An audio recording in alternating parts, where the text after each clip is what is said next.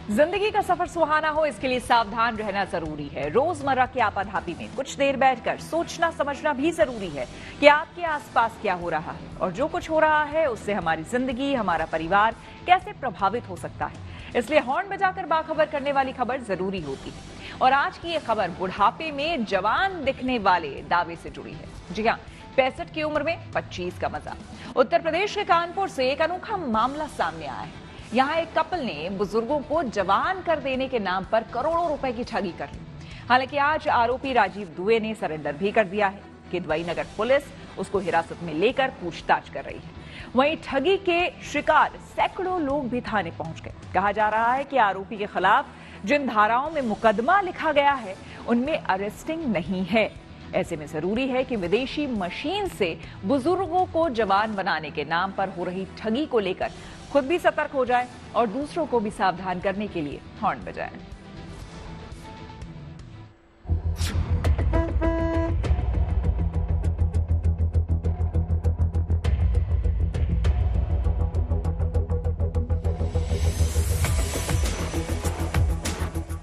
कानपुर में जिस दुबे दंपत्ति ने बुजुर्गों को इजरायली मशीन से जवान बनाने का ख्वाब दिखाकर 35 करोड़ रुपए ठग लिए, वो लोगों को बॉलीवुड एक्टरों की फिटनेस के बारे में बताते थे। आरोपी पति पत्नी लोगों से कहते थे कि फिल्मों के दिग्गज एक्टर इसलिए फिट रहते हैं क्योंकि वो इसी मशीन से थेरेपी लेते हैं। अरे बस ऐसे ही बताया गया सर कि ये मशीन है, इजरायली मशीन है और आपके सेल्स को रिजनरेट कर देगी, जिससे आपकी बॉडी में फ़ायदा होगा और जो सेल्स डैमेज होते हैं उसको रिजनरेट कर देगी। बस इसी चक्कर में आकर आ गए यहाँ पर 60,000 रुपये। बस यही बोला गया था कि आपकी मतलब इसको कराएंगे, आप हेल्दी हो जाएंगे, स्वस्थ रहेंगे और कोई बीमारी नहीं लगेगी। इस वजह से हमने 90,000 रुपये लगाए उसको। जिस तरह सभी लोग ठगे गए वैसे मैं भी ठगा गया। मेरे साथ के जो लोग थे वो मशीन में बैठे थे और मशीन इजरायली मशीन नहीं थी, यहाँ पर इंडिया की असेंबल की हुई मशीन थी। मैंने भी अपने पैसे लगाए, 1.5 लाख रुपए मैंने भी लगाए और मुझे पता नहीं था कि इस तरह की स्थिति होगी। जब वो मशीन देखी तो वो टैंकर का डिब्बा था और उसमें नकली टाइप की कुर्सियां लगी हुई थी।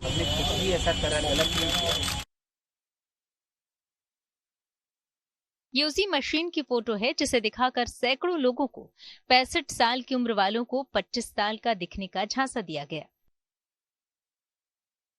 उन्होंने जो हमको वीडियो वगैरह दिखाए थे वो ओरिजिनल थे। उन्होंने बताया रेखा, टाइगर श्रॉफ वगैरह सब ये लेते हैं, तो इस वजह से आप भी लीजिए।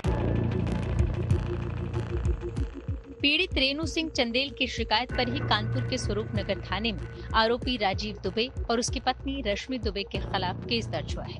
बताया जा रहा है कि लोगों को ठगने के लिए उन्हें जवान बनाने का फॉर्मूला बेचकर इस दंपत्ति ने 35 करोड़ रुपए ठग लिए और जब तक इन्हें समझ आता कि उनके साथ ठगी हुई है तब तक पति पत्नी दोनों फरार हो चुके थे। हमें दिखाई गई थी, देखिए ये मशीन, लेकिन जब हम लोगों को मशीन देखने को मिली तो वो बिल्कुल ही अलग थी। ठग दंपत्ति ने लोगों के सामने बॉलीवुड की कई फेमस हस्तियों का जिक्र किया कि वो लोग भी इजरायली मशीन से थेरेपी लेकर एवरग्रीन बने हुए हैं, जिसकी वजह से लोग इनके झांसे में आकर ठगी का शिकार हो गए। कानपुर से एक अनोखा मामला निकलकर सामने आया है, जहां पर एक दंपत्ति ने बुजुर्गों को जवान बनाने के नाम पर करोड़ों रुपए की ठगी की। ये दावा किया कि उनके पास एक ऐसी मशीन है जो उन्होंने इजराइल से मंगाई है, जिससे 60 साल की उम्र का दिखने वाला आदमी भी 25 साल का दिखने लगेगा। इस वक्त हमारे साथ बात करने के लिए मौजूद हैं वो लोग जो इस ठगी का शिकार हुए, जिन्होंने लाखों रुपए उन दंपत्ति को दिए। साथ में मौजूद हैं वो लोग जिनकी शिकायत के बाद मुकदमा दर्ज हुआ। आप ही की कंप्लेंट पे मुकदमा दर्ज हुआ है। कितने रुपए आपके ठगे? मेरे 18.5 लाख रुपए हैं। आपके 18.5 लाख? आपने 18.5 लाख रुपए दे दिए, सोचा नहीं आपने कि ये क्या? सोचा, एक्चुअली क्या है ना, जैसे कि अभी अभिषेक ने बताया कि थेरेपी को इतना मतलब हाइप क्रिएट करके बताया गया और हर बंदा स्वास्थ्य के लिए तो एटलीस्ट अपने पैसे खर्च ही कर सकता है। पैसे की आजकल किसी के पास कमी नहीं है, लेकिन अगर जब स्वास्थ्य की बात आती है तो बंदा लेता ही लेता है। 6,000 रुपए की चीज कल 90,000 रुपए की हो जाएगी, 90,000 वाली चीज 2.5 लाख की हो जाएगी। तो जो 90,000 दे सकता था, मैंने उनको भी बोला कि भाई अपने स्वास्थ्य के लिए आप थेरेपी ले लो। मेरे घर में तो कई बुजुर्ग जैसे मम्मी है, चाची वगैरह है, ताई वगैरह, मामी है, मामा जी है, मैंने कईयों की थेरेपी बुक कराई और आज तक ना तो थेरेपी मैं खुद जाके ले पाई हूँ और ना किसी को दिलवा पाई। आरोपियों ने इस मशीन का महिमा मंडन ऐसे किया था कि लोग इनके झांसे में आते चले गए। लोगों को इस मशीन पर इतना भरोसा था कि ये मशीन उनकी कमजोर सेल को मजबूत करके जवानी के दिनों में पहुंचा देगी, तो उन्होंने लाखों रुपए इसमें लगा दिए। मेरे द्वारा और मेरा लगभग मिलने वालों के साथ लगा के कोई लगभग 7-8 लाख रुपए के आसपास गया हुआ है। और इन्होंने ये बताया था कि ये इजरायली मशीन है। और मेन बात एज कम करने की बात नहीं थी, बात ये थी कि वो सेल्स रीजनरेट करने के लिए बात कर रहे थे।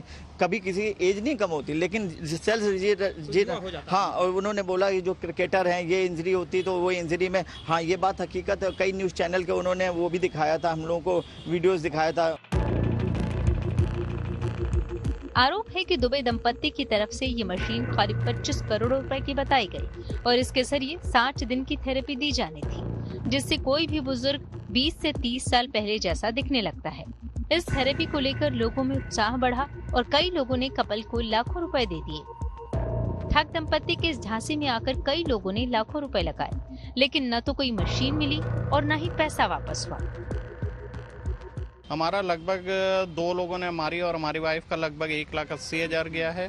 और हमारे जान पहचान के कई लोग हैं जिन्होंने मतलब देख के और सुन के उनसे बातचीत करने के बाद अपना पैसा लगाया है।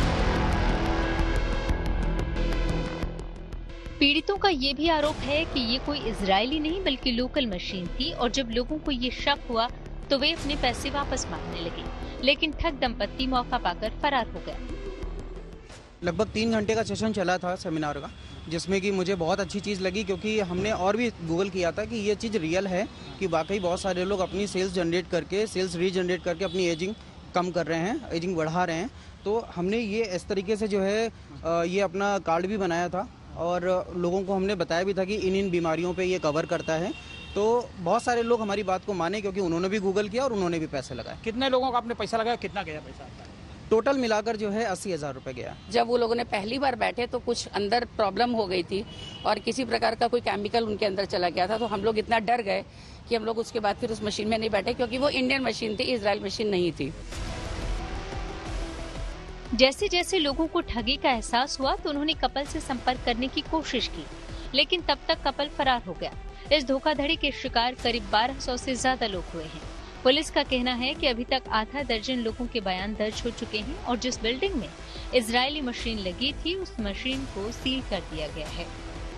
कानपुर नगर के स्वरूप नगर थाना क्षेत्र की रहने वाली हैं एक महिला रेणु सिंह चंदेल।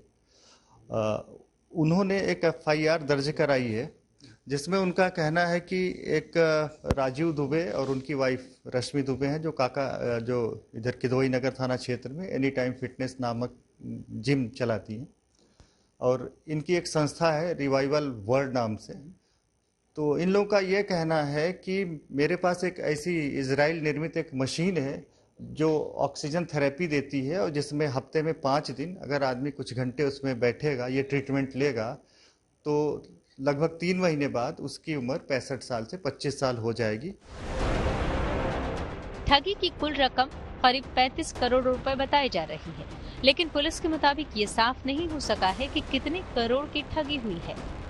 अभी कितने की ठगी हुई है एग्जैक्टली हम अभी बता नहीं सकते, लेकिन काफ़ी लोग हैं जिनका पैसा इसमें गया हुआ है और कुछ लोग कंप्लेंट करने आ भी रहे हैं और इसकी विवेचना जारी है और इसमें SIT भी गठित की जा रही है और एक्सपर्ट ओपिनियन के लिए CMO कानपुर नगर को भी इन्हें भी पत्राचार किया जाएगा, ताकि ये पता चल सके कि इस तरह की कोई मशीन है भी या ये केवल फेक या फ्रॉड चल रहा है। ऐसे में जरूरी है कि विदेशी मशीन से बुजुर्गों को जवान बनाने के नाम पर हो रही ठगी को लेकर खुद सतर्क हो जाएं और दूसरों को भी सावधान करने के लिए हॉर्न बजाएं। कानपुर से संजय सिंह के साथ Simar Chawla, good news today. Lalu Yadav के परिवार को कोर्ट से राहत आई। सीधे आपको लिए चलते हैं न्यूज एक्सप्रेसवे पर, जहां देश भर की कुछ और जरूरी खबरें कर रही हैं आपका इंतजार।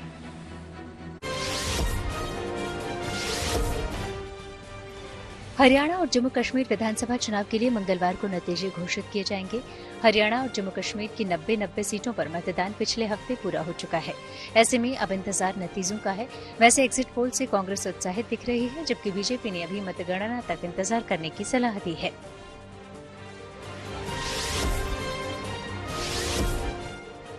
महंत नरसिंहानंद गिरी के विवादित बयान के बीच यूपी के सीएम योगी आदित्यनाथ ने सख्त हिदायत दी। उन्होंने साफ किया कि किसी भी जाति, संप्रदाय या मजहब से जुड़े देवी देवताओं, महापुरुषों या साधु संतों के खिलाफ अपमानजनक टिप्पणी मंजूर नहीं होगी। हालांकि ये भी चेताया कि ऐसे विरोध के नाम पर अराजकता भी बर्दाश्त नहीं की जाएगी।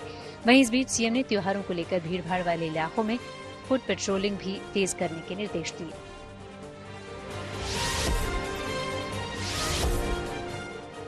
जमीन के बदले नौकरी से जुड़ी मनी लॉन्ड्रिंग के मामले में लालू यादव और उनके परिवार को बड़ी राहत मिली। दिल्ली की राउज एवेन्यू कोर्ट ने लालू, तेजस्वी और तेज प्रताप समेत सभी 9 आरोपियों की जमानत मंजूर कर ली। साथ ही इन्हें अपना पासपोर्ट सरेंडर करने को कहा।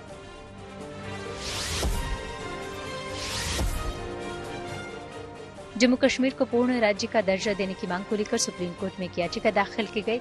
इस याचिका में कहा गया है कि एक मामले की सुनवाई के दौरान सॉलिसिटर जनरल तुषार मेहता ने कोर्ट को भरोसा दिया था कि जम्मू कश्मीर का राज्य का दर्जा बहाल किया जाएगा, लेकिन अब तक इसमें कोई कदम नहीं उठाया गया है।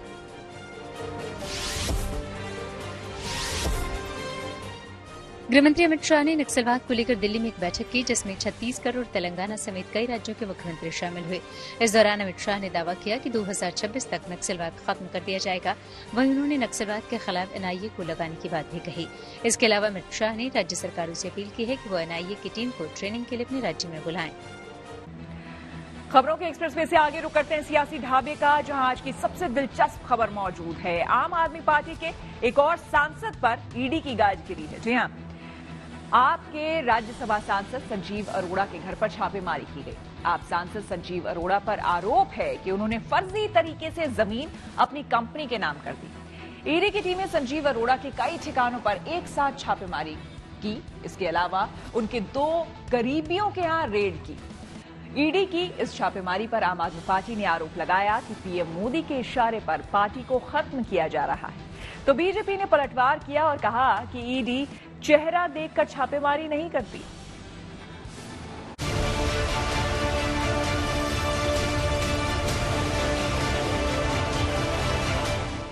जमीन घोटाले के मामले में ईडी ने आम आदमी पार्टी के राज्यसभा सांसद संजीव अरोड़ा के जालंधर, लुधियाना, गुरुग्राम और दिल्ली समेत कई स्थानों पर छापेमारी की।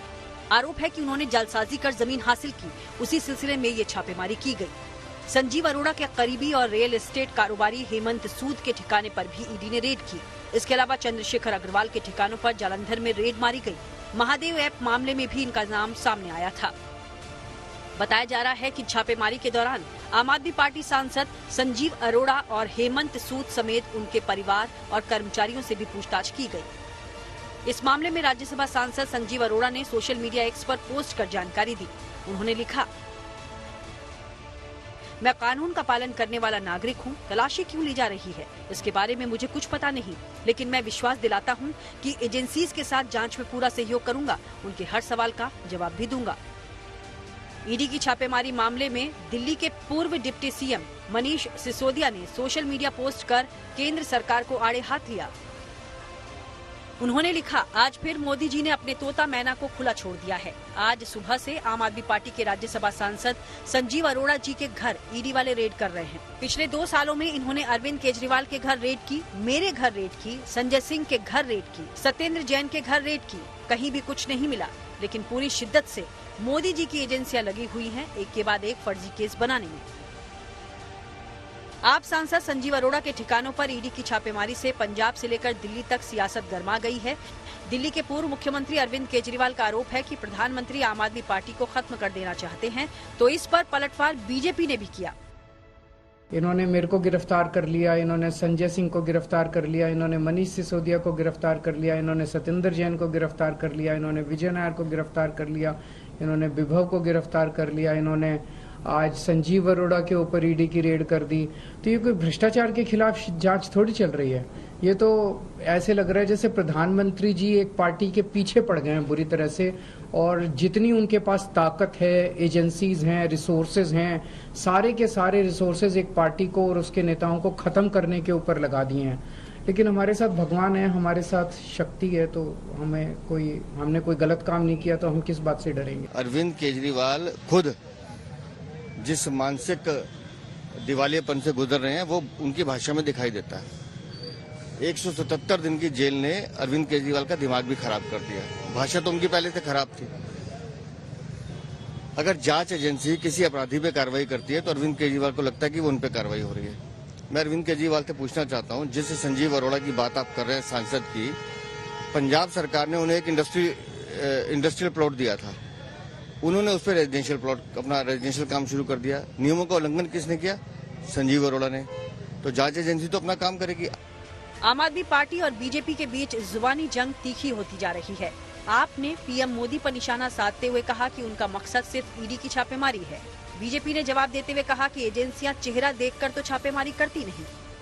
भारत के प्रधानमंत्री को इस देश की शिक्षा व्यवस्था कैसे अच्छी हो मतलब नहीं, स्वास्थ्य की व्यवस्था कैसे अच्छी हो मतलब नहीं, नौजवान को रोजगार कैसे मिले मतलब नहीं, किसान का भला कैसे हो मतलब नहीं। उनकी सिर्फ एक ही जिंदगी का मकसद है, सुबह उठ के ईडी की रेड मरवाओ, सीबीआई की रेड मरवाओ, विपक्ष के लोगों को पकड़ पकड़ के जेल में डालो, अरविंद केजरीवाल की राजनीति खत्म करो, आम आदमी पार्टी की राजनीति खत्म करो। इससे देश का भला होगा। मैं पूछना चाहता हूं, देश को बताओ भारत के प्रधानमंत्री जी कि आपने 6 महीने एक मुख्यमंत्री को जेल में रखा, अरविंद केजरीवाल जी को, क्या मिला उनके घर से? अगर ईडी कहीं किसी की जांच कर रही है तो जरूर कुछ ऐसी बातें हुई होंगी जो आर्थिक अपराध में आता है। पहली बार इस देश में ऐसा हो रहा है कि ईडी हो, सीबीआई हो, कोई जांच एजेंसी हो, वो चेहरा देख करके काम नहीं करती। आखिर आम आदमी पार्टी के ही नेताओं का क्यों हो रहा है इस तरह से आर्थिक अपराध में लिप्तता? संजय सिंह भी आर्थिक अपराध में लिप्त हैं, अरविंद केजरीवाल जी भी लिप्त हैं, मनीष सिसोदिया जी भी लिप्त हैं, और ये सभी एक लंबे समय तक जेल में रहे, अभी बेल पे हैं। अरविंद केजरीवाल, मनीष सिसोदिया और संजय सिंह दिल्ली शराब घोटाले के मामले में जमानत पर हैं। एक एक कर लगातार आम आदमी पार्टी के नेताओं का नाम किसी न किसी घोटाले से जोड़ा जा रहा है। अब तक कुछ भी साबित नहीं हुआ है, केस चल रहा है, कानूनी प्रक्रिया जारी है, जमानत भी बारी बारी से मिल रही है, पर जब तक कोई फैसला नहीं आ जाता तब तक इस मुद्दे पर यूं ही अपने अपने फायदे की सियासत चलती रहेगी। Bureau report, good news today. News पथ पर आगे है धन बाजार, जहां शेयर बाजार से लेकर कारोबार तक की सभी अहम खबरें होती हैं, जिसका सीधा रिश्ता आपकी आमदनी आपकी जेब से होता है। तो तेज रफ्तार खबरों के बीच ये जरूरी खबर छूट ना जाए, इसलिए सीधे आपको लिए चलते हैं धन बाजार।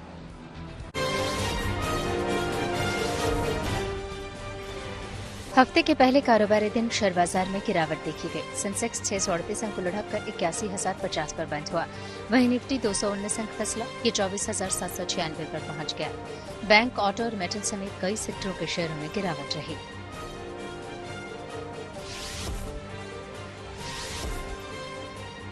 सोने की कीमतों में तेजी आई। दिल्ली सर्राफा बाजार में मंगलवार को सोना 250 रुपए महंगा हुआ। इसके साथ ही अब दिल्ली में 10 ग्राम सोने की कीमत बढ़कर 78,700 रुपए हो गई। हालांकि चांदी की कीमतों में गिरावट रही, चांदी 200 रुपए सस्ती हुई। अब 1 किलो चांदी की कीमत 94,000 रुपए हो गई।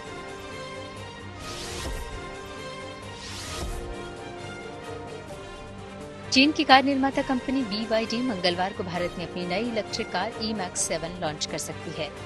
51,000 रुपए की टोकन मनी के साथ इस कार की बुकिंग पहले ही शुरू हो चुकी है। हालांकि कीमतों का खुलासा मंगलवार को होगा। इसके साथ ही फेस्टिव सीजन में कंपनी ने ग्राहकों को खास ऑफर भी दिया है, जिसमें पहले 1,000 ग्राहकों को 51,000 रुपए तक की बचत हो सकती है। और आइए अब रुक करते हैं प्रगति मार्ग का, जहां ऐसी खबरें हैं जो कि देश की तरक्की, प्रगति और लोगों की काबिलियत दिखाती है। आज बात प्रधानमंत्री नरेंद्र मोदी की, जो कि पिछले 23 सालों से बिना रुके, बिना थके देश को प्रगति पथ पर लेकर चल रहे हैं। इस दौरान उन्होंने गुजरात से दिल्ली तक, सीएम से लेकर पीएम तक का सफर तय किया। साल 2001 में आज ही के दिन वो पहली बार गुजरात के मुख्यमंत्री बने थे। लगातार 13 साल मुख्यमंत्री रहने के बाद वो 2014 में देश के प्रधानमंत्री बने। इस दौरान उन्होंने हैट्रिक लगाई।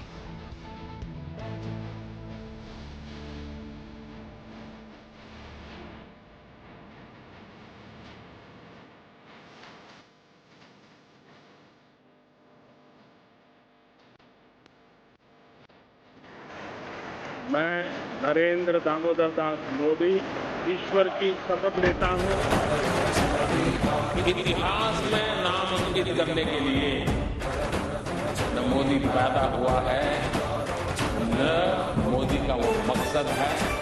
मैं नहीं चाहता हूं इतिहास में अमर होने के लिए, अगर मकसद है तो मेरा देश हजरा अमर है। नरेंद्र दामोदर दास मोदी, नई सोच, नई उमंग और ऊर्जा से भरपूर एक ऐसी शख्सियत जो चुनौतियों को भी चुनौती देता है। मैं हर चुनौती को चुनौती देता हूं।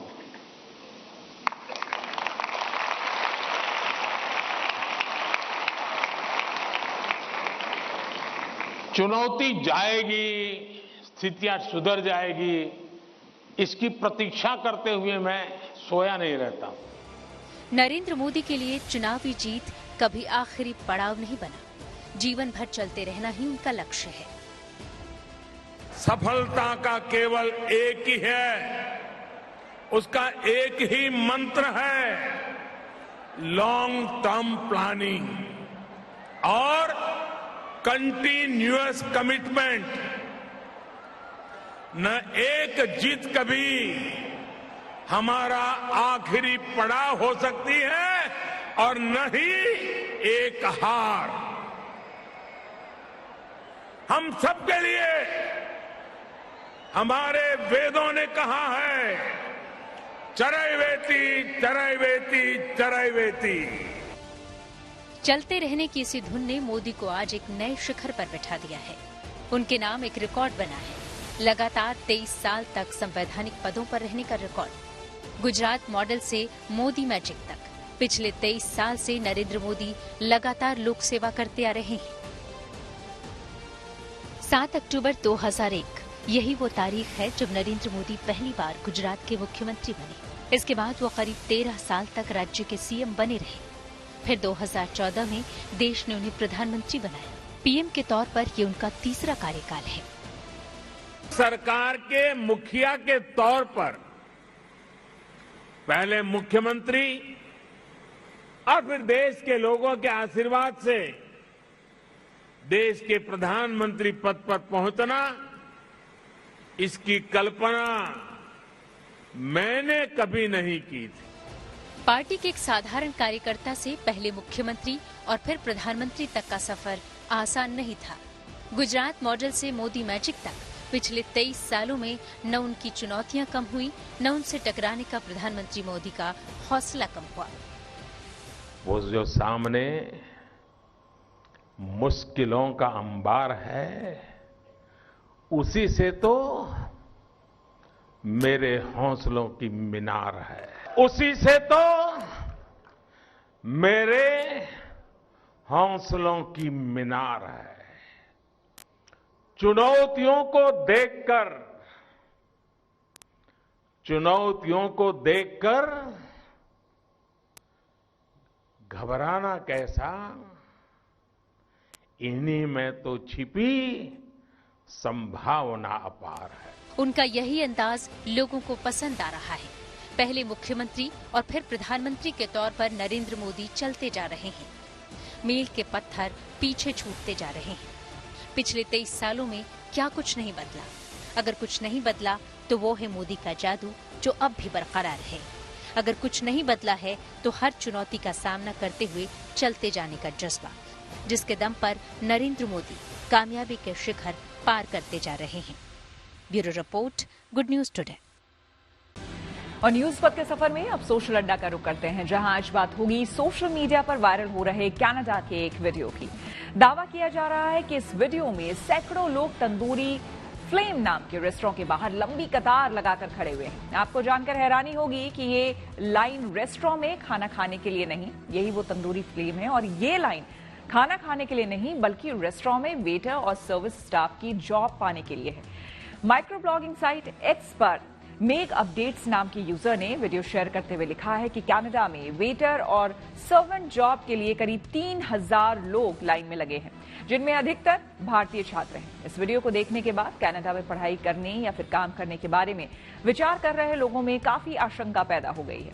मीडिया रिपोर्ट के मुताबिक घंटों लाइन में लगे लोगों ने काफी निराशा भी जताई है। कुछ जॉब्स के लिए इतनी भीड़ देखकर एक स्टूडेंट ने कहा कि उसे नहीं लगता कि इतनी भीड़ में उसे जॉब मिल पाएगी।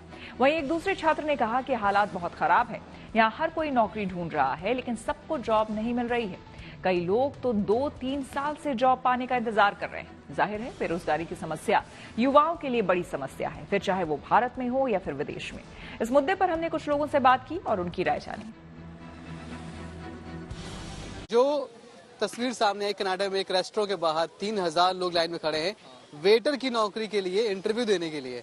इतना क्रेज है आजकल यूथ में बाहर जाकर नौकरी करने का। इस तस्वीर को देखकर क्या आ रहा है मन में? बाहर ज्यादा पैसे मिलते हैं ना, इसलिए बाहर जाते होंगे। तो कुछ भी काम कर लेंगे? नहीं, क्यों कर लेंगे कुछ भी, जैसे पढ़े लिखे वैसे तो काम करेंगे।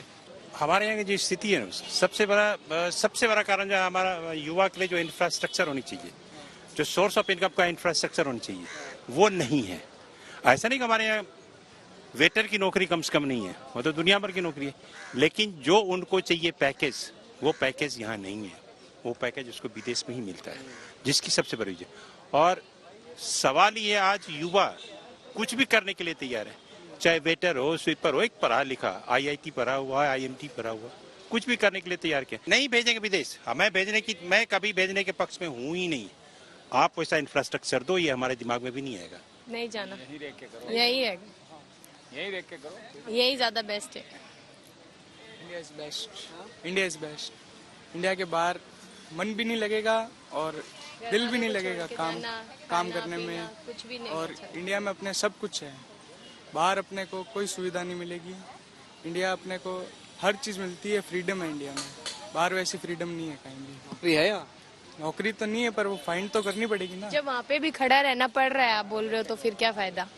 वहाँ पे भी यही है, तो यहाँ पे तो इससे अच्छा यहाँ पे सब काम कर तो रहे ना, छोटा मोटा ही करे कुछ भी। इसी के साथ न्यूज पथ में मेरे यानी कि श्वेता झा के साथ फिलहाल इतना ही। देश दुनिया के तमाम पॉजिटिव खबरों के लिए आप देखते रहिए गुड न्यूज टुडे।